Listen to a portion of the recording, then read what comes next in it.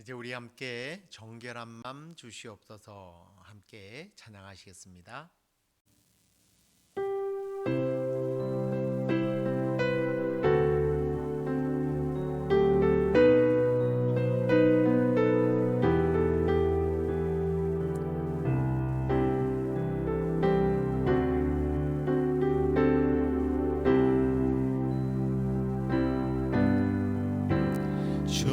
정결한 맘 주시옵소서. 오 주님,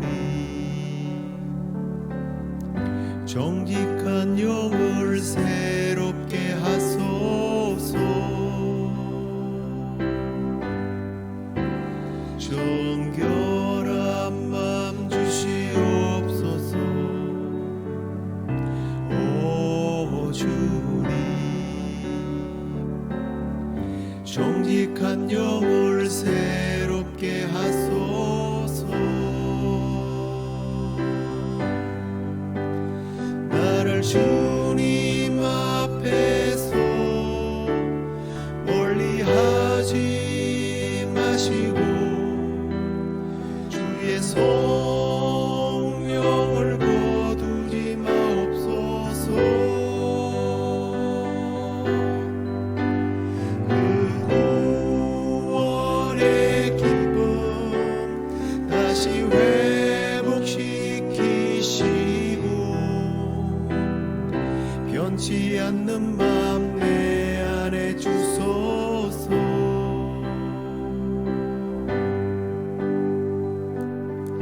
변치 않는 맘 내 안에 주소서.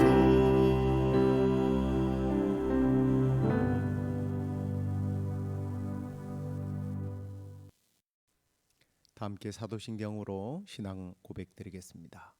전능하사 천지를 만드신 하나님 아버지를 내가 믿사오며 그 외아들 우리 주 예수 그리스도를 믿사오니 이는 성령으로 잉태하사 동정녀 마리아에게 나시고 본디오 빌라도에게 고난을 받으사 십자가에 못 박혀 죽으시고 장사한 지 사흘 만에 죽은 자 가운데서 다시 살아나시며 하늘에 오르사 전능하신 하나님 우편에 앉아 계시다가 저리로서 산자와 죽은 자를 심판하러 오시리라. 성령을 믿사오며 거룩한 공회와 성도가 서로 교통하는 것과 죄를 사하여 주시는 것과 몸이 다시 사는 것과 영원히 사는 것을 믿사옵나이다. 아멘. 찬송을 하나 더 하도록 하겠습니다. 정결하게 하는 셈이라고 하는 찬송 함께 하도록 하시겠습니다.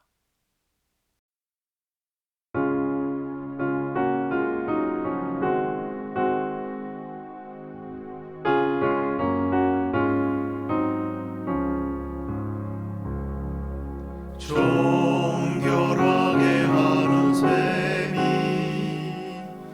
나의 앞에 있도다. 성령께서 권고하심 죄 씻으라 하시되 나의 가는 길이 좁고 내 뜻대로 안 해도 모든 욕심 다 버리고 주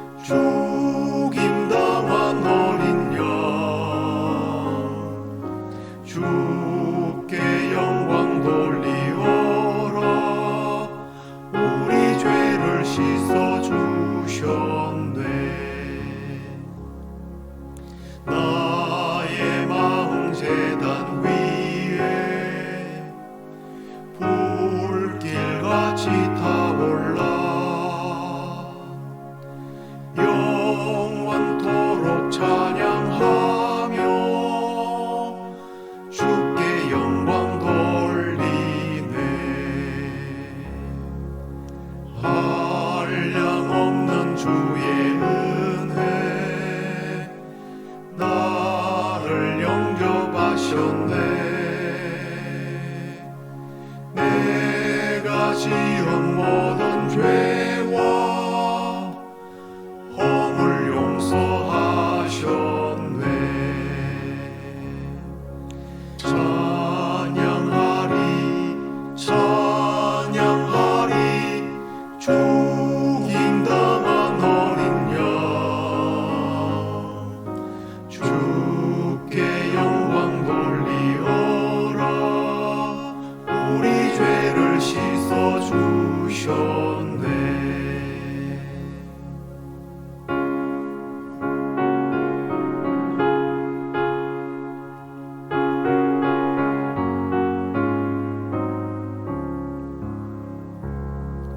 성부 하나님께 영광, 성자 예수께 영광, 성령님께 또한 영광 모두 돌려드리세. 찬양하리 찬양하리 죽임당한 어린 양 주께 영광 돌리어라. 우리 죄를 씻어주셨네.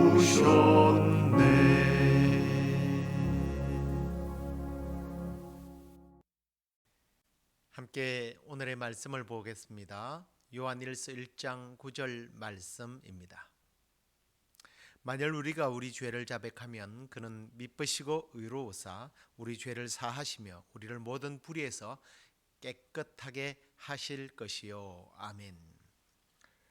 오늘은 하이델베르크 제51주일 선언 내용을 함께 나누도록 하겠습니다. 126번째 질문인데요. 다섯 번째 간구의 의미는 무엇입니까?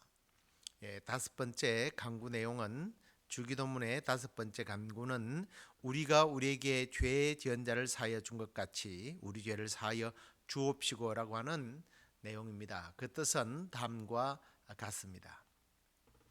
그리스도의 피로 말미암아 우리가 짓는 여러 죄들 때문에 그리고 끊임없이 우리에게 달라붙는 악들 때문에 불쌍한 죄인인 우리들을 처벌하지 말아 주옵소서. 또 우리 안에 있는 하나님의 은혜의 증거로서 우리가 이웃을 용서하기로 작정하듯이 그렇게 우리를 용서해 주옵소서라고 하는 의미입니다.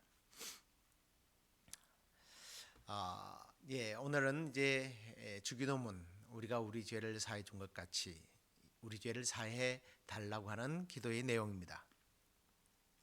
예수님께서는 제자들에게 일용할 양식을 위하여 구한 다음 그 다음에 바로 죄의 용서를 위한 기도를 하라고 가르쳐 주셨습니다. 그것은 우리가 육신의 문제가 해결된다고 해서 잘 사는 것이 아니기 때문임을 말씀하신 것입니다.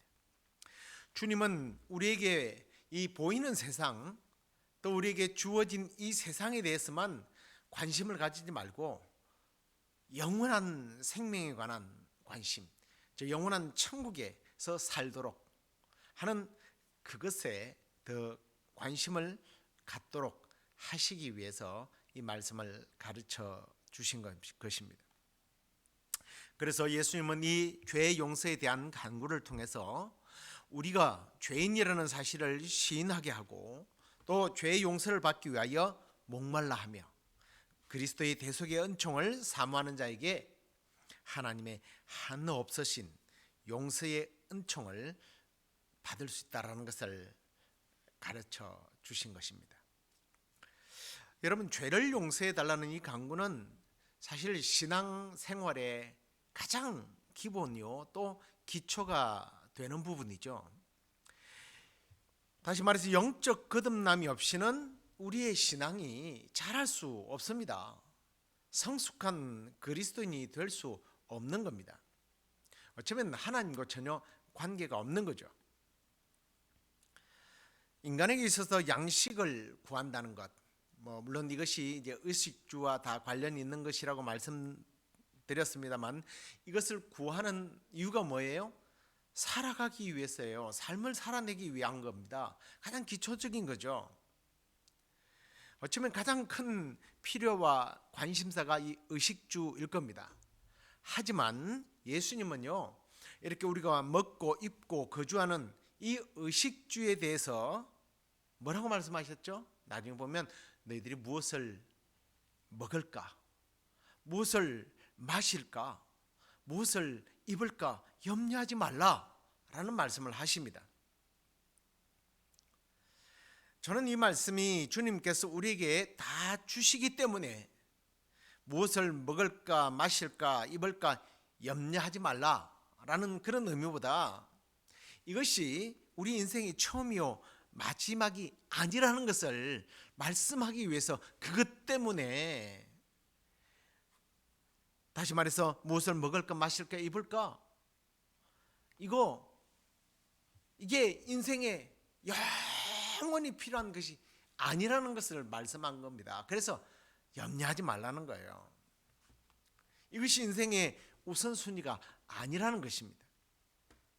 오히려 주님은 우리가 현세에서도 내세에서도 진정 필요한 것이 있다면, 아니 그것이 우리에게 필요 조건으로 임하기 위해서는 죄의 용서가 첫 출발이라는 것을 가르쳐 주시기 위해서 저는 어쩌면 이 일용할 양식을 먼저 구하게 한 다음에 그건 염려하지 말라고 말씀하시고 이 죄의 용서에 대한 기도를 하라고 가르쳐 주신 겁니다. 죄의 용서가 없이는 우리의 육신적인 삶도 또 영적인 이런 삶도 우리가 살 수 없기 때문입니다. 육신의 삶을 위하여 양식이 필요한 것처럼 영원한 삶을 위하여 죄 사함이 필요하다는 사실을 우리가 잊어서는 안 됩니다. 그래서 이 육신의 양식을 구하게 한 다음 그리고라고 주님은 가르쳐 주신 겁니다. 그리고 이 죄의 문제를 가르쳐 주신 것이죠. 제가 지금 그리고라고 했는데 실제 이 주기도문의 헬라어에 보면 여기에 이제 우리말에서는 번역이 안 되었습니다만은 우리에게 일용할 양식을 주시고 다음에 그리고 카이라고 하는 접속사가 붙어 있어요. 이게 그리고라는 말이거든요. 그래서 그리고 그러므로 이런 의미까지도 조금 우리가 확대해서 해석을 할 필요 있죠. 그래서 조금 의역을 그래서 하면 오늘날 우리에게 일용할 양식과 그리고 우리에게 영적으로 죄 지은 자를 사해 준 것 같이 우리 죄를 사해 달라고 기도해라 이렇게 가르친 겁니다. 그리고 또 이 문제가 또 일용할 양식 뒤에 이 기도를 할 것을 가르친 것은 인간은 죄 사함 받음이 없이는 육신의 문제가 해결되었다 할지라도 그게 무슨 대수냐는 겁니다. 유익하지 않다라는 거죠. 우리가 죄를 용서받지 못했다고 한다면 우리가 먹고 마시고 쓰는 건 이건 좀 이런 표현을 해서 좀 죄송합니다만은 죽을 날을 위해서 살을 찌우는 도살할 날을 기다리는 돼지와 뭐가 다를 바가 있습니까? 가축을 키워보신 분들은 알겠지만 팔기 전에 더 많은 것들을 먹이지 않습니까? 빨리 살찌워야 되니까. 도살할 날을 위하여 살찌는 행위, 살을 찌우는 행위, 그게 죄 용서가 없이 먹고 마시고 하는 이러한 육신적인 일에 모든 것을 투자하는 행위인 겁니다. 그런데 이제 우리는 이 간구를 우리가 우리에게 죄 지은 사람을 용서해야만 우리 죄 사함을 받을 수 있습니다 라고 해석을 가끔씩 하는 경우들이 있습니다. 그렇게 적용하면 어떨까요? 맞는 것일까? 아주 틀린 것은 아니지만 사실 그렇지 않습니다. 이 주기도문이 기록되어 있는 마태복음과 누가복음의 원문에서 우리가 이걸 조금 더 이런 부분들을 이해하기 쉽도록 우리가 한번 그 원문에는 이 죄가 뭐라고 되어 있는지를 좀 살필 필요가 있죠. 마태복음에서는 이 죄라고 하는 말을 오페이렘마타라고 되어 있습니다. 이게 뭐냐면 빚이라는 거예요. 빚지다라는 뜻입니다. 다시 말하면 이제 이게 책임을 이행해야 되는 거죠. 내가 채무자로서 채권자에게 책임을 이행하지 않으면 그것이 죄가 되는 겁니다. 죄가 빚이라고 한다면 그 빚은 어떤 성격을 가지고 있겠습니까? 여러분, 빚은 우리가 부인할 수 없는 거예요. 회피할 수 없는 겁니다. 미뤄서도 안 되는 거죠. 그 빚을 갚지 않으면 감옥에 가야 합니다. 그 대신 내가 그 빚을 갚거나 혹은 누군가가 그 빚을 갚아준다면, 보정이 된다면 우리는 그 빚으로부터서 자유할 수 있죠. 그래서 예수님은 하나님은 채권자이시고 우리는 채무자의 개념으로 이해를 시켜준 거예요. 우리가 죄 빚진 자에게 빚을 갚으면 아무런 우리의 의무나 어떤 그 뭐라고 해야 됩니까? 자유에서 속박당했던 그것에서 벗어나는 것처럼 하나님께서 나의 죄를 용서해 주신다면 그 빚이 탕감되어서 우리는 자유할 수 있습니다 라는 문제입니다. 그럼 하나님과 나의 관계가 아무 관계도 아닙니다, 이런 게 아니죠. 이 자유라는 것은 그런 의미예요. 하나님과의 더욱더 친밀한 관계에 들어갈 수 있다는 거예요. 교제할 수 있다는 거예요. 그런 관점에서 우리가 성경을 이해하고 해석할 때에 이제 앞에서 제가 잠깐 말씀드렸던 것처럼 우리가 나에게 죄지은 사람들을 용서해 주지 않으면 내가 용서를 하나님께 못 받는다라고 하는 해석이 조금 우리 주님께서 가르쳐 주신 의도와 다르다라는 것을 이해하게 되죠. 그런데 이제 우리가 이 얘기를 들으면 아마 성경을 많이 보신 분들은 마태복음 18장에 나오는 1만 달란트 빚진 자와 임금에 관련된 그 주인에 관련된 내용을 가지고 반론을 제시할 겁니다. 거기 보면 용서에 대한 말씀을 하시면서 1만 달란트 빚진 자가 임금에게 그 1만 달란트를 탕감받은 후에 자기에게 100데나리온 빚진 자를 탕감하지 않으므로 다시 옥에 갇히는 이야기를 하고 있죠. 뭐 우리식으로 말하면 수천만 달러를 빚진 사람이 뭐 겨우 만불 2만불 가지고 자기한테 빚진 사람을 용서하지 않았다라고 하는 그런 이야기인데, 다시 옥으로 갇히게 되지 않습니까? 그러면서 마태복음 18장 35절에 보면 이런 말씀이 나옵니다. 너희가 각각 마음으로부터 형제를 용서하지 아니하면 나의 하늘 아버지께서도 너희에게 이와 같이 하시리라 라는 이 말씀을 근거해서 우리가 형제를 용서해 주어야만이 하나님께서도 용서해 주십니다 라고 해석을 합니다. 그러면 난 묻고 싶어요. 만약에 그게 맞는다면 우리가 그러면 형제를 용서해 주면 우리는 뭐 예수님도 필요 없이 우리가 하나님으로부터 용서를 받아서 천국을 갑니까? 묻고 싶어요. 우리가 우리에게 잘못한 사람을 용서해 줌으로 해서 돈 빌린 사람을 돈을 안 받겠다고 한다고 해서 우리가 천국을 갈 수 있습니까?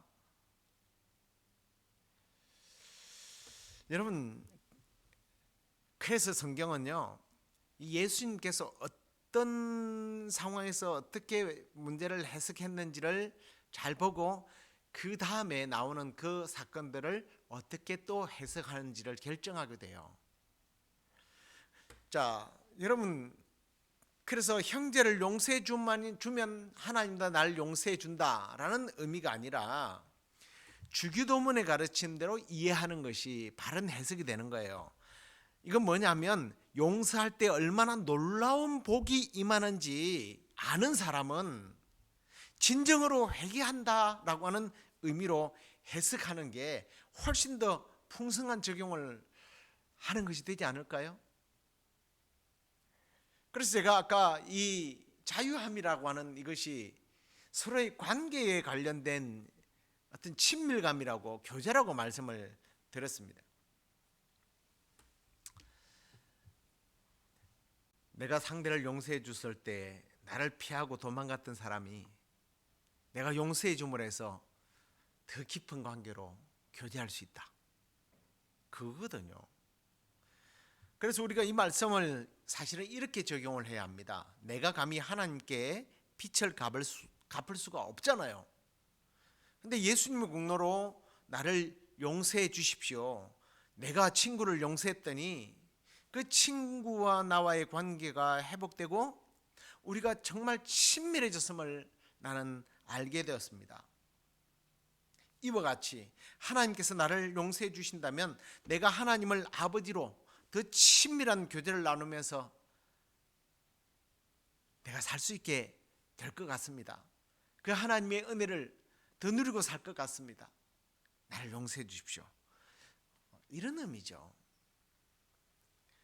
죄가 사해질 때 오는 그 기쁨을 아는 사람은 죄가 하나님과 나와의 관계를 막을 때에 얼마나 불행하는지, 얼마나 기쁨이 빼앗기고 또 심지어는 마귀에게 포로가 되어서 살아가는지 이걸 아는 거예요.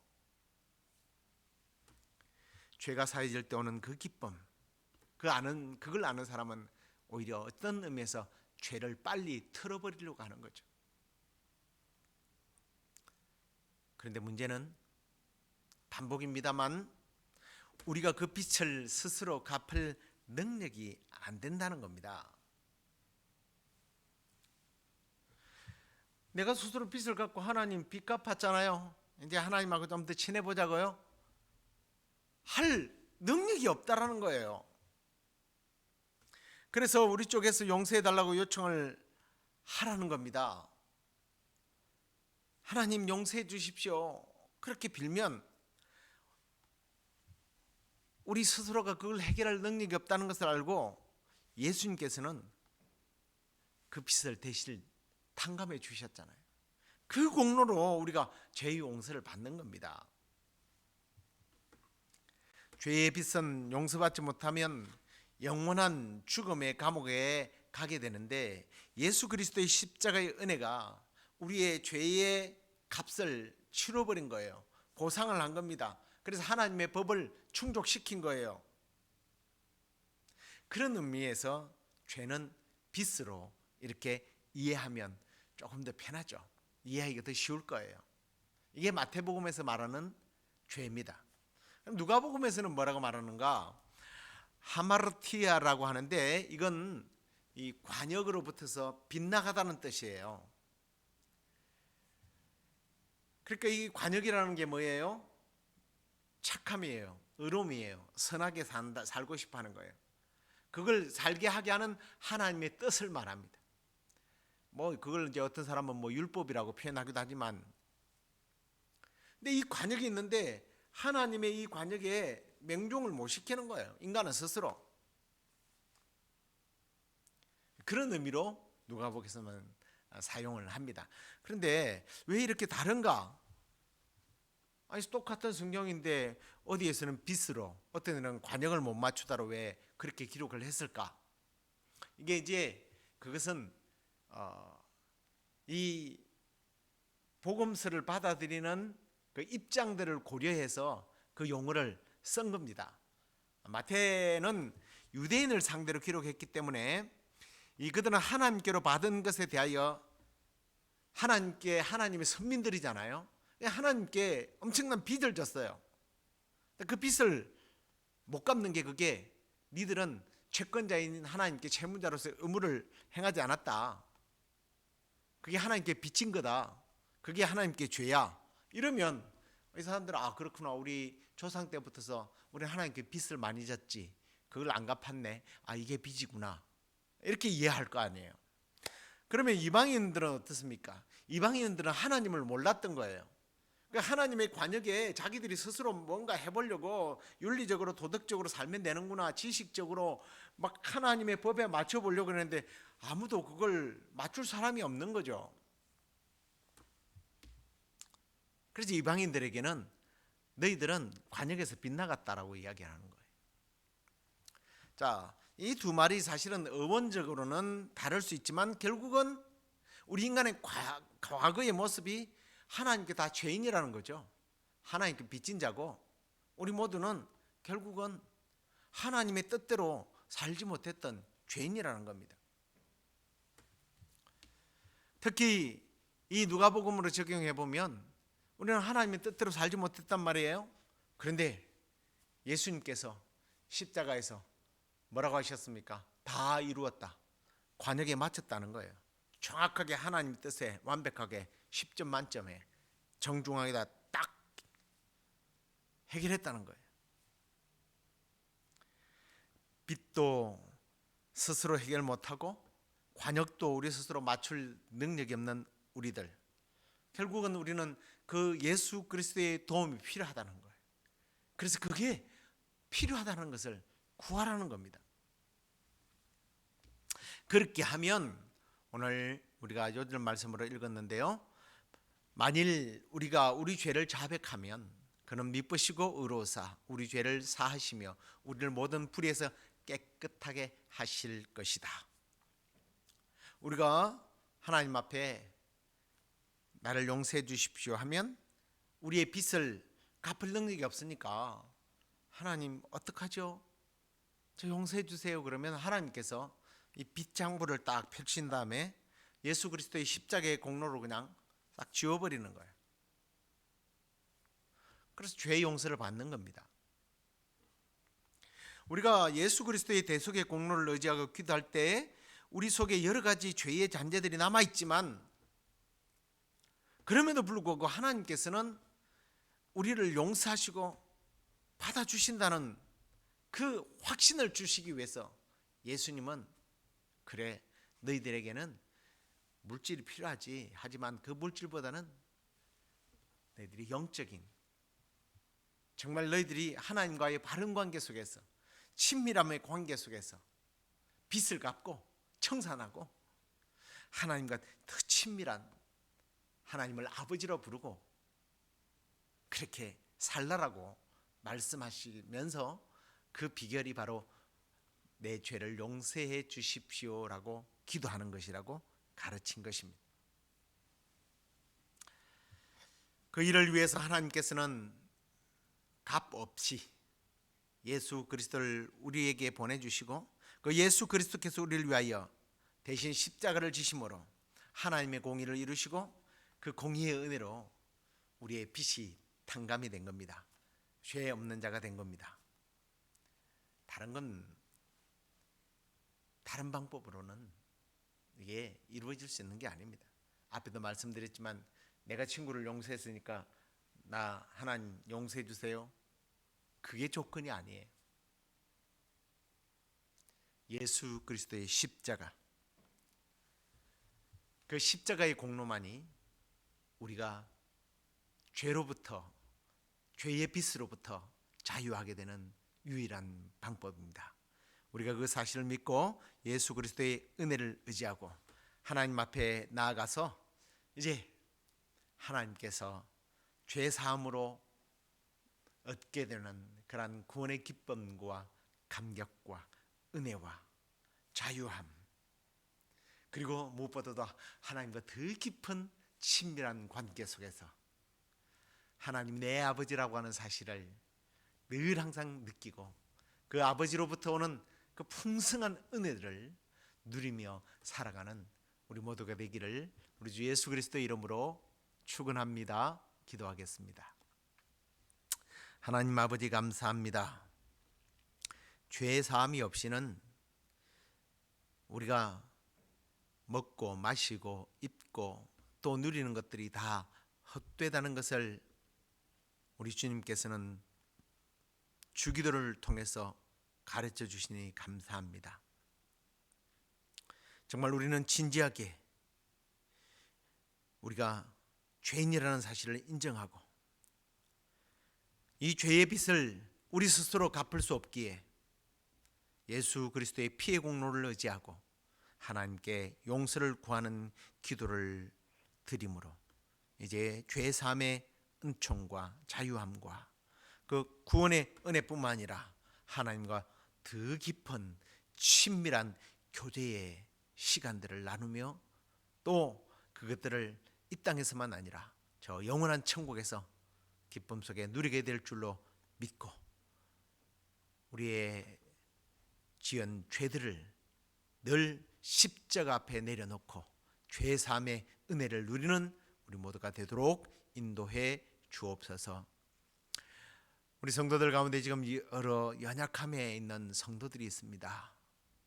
주님, 육신의 연약함으로부터서 온전히 깨끗함을 얻게 되고 주님의 나라를 위하여 또 주님을 예배하는 일에 또 다른 사람을 섬기는 일에 부족함이 없도록 주여 연약한 육신들을 치료해 주시옵소서.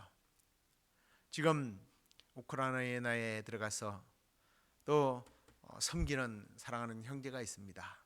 그 가족 가운데 주께서 함께 하시고 그 가족을 통해서 우리 선교사의 삶을 통해서 참으로 상처 입고 가족을 잃고 집을 잃고 모든 것을 잃어버린 자들이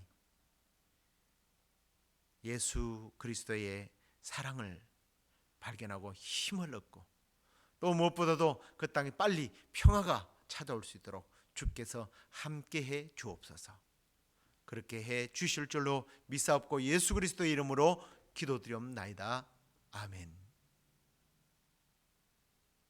하늘에 계신 우리 아버지여, 이름이 거룩히 여김을 받으시오며 나라의 임하옵시며 뜻이 하늘에서 이룬 것 같이 땅에서도 이루어지이다.